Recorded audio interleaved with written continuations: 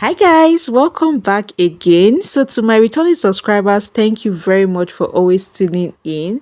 And to my new subscribers, hi, you're welcome. My name is Joy. I'm a YouTuber based in Abuja, Nigeria. And if you've not subscribed yet, please do well to subscribe, like, comment, and share. Thank you. And guys, today we are making our Nigerian number one street food. Trust me when I say this is not your regular bole and sauce, okay? So, if you're interested in seeing how I made this yummy goodness, please keep watching.